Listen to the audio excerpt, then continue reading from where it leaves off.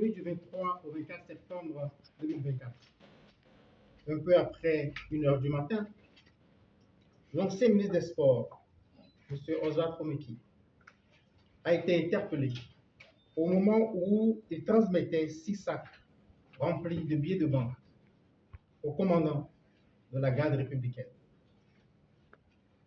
Des premières investigations.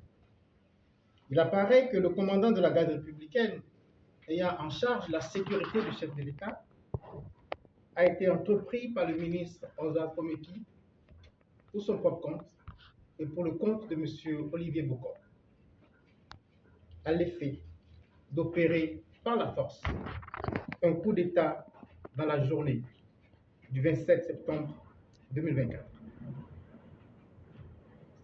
C'est dans ce cadre que dès le 6 août, les intéressés ont ouvert un compte bancaire dans les livres de la MCA Banque Côte d'Ivoire au profit du commandant de la garde républicaine. Et la preuve de l'ouverture du compte a été transmise aux bénéficiaires avec un solde initial de francs CFA 105 millions.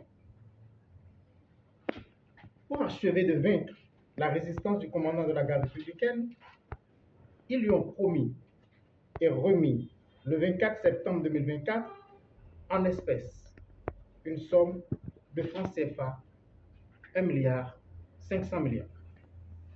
Et cette somme est décomptée en 129 lots de 10 millions constitués de billets de 10 000 francs et 42 lots de 5 millions constitués de billets de 5 000 francs.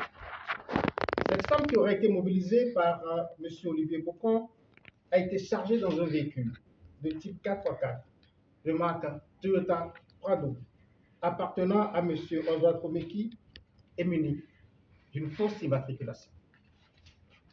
C'est à l'occasion de la remise du dit véhicule et de la somme de 1,5 milliard de francs CFA que la brigade criminelle a procédé à l'interpellation de M. Ozat Komeki et du commandant de la garde républicaine.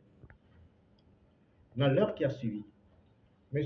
Olivier Bokor a été également interpellé par les éléments de la brigade criminelle.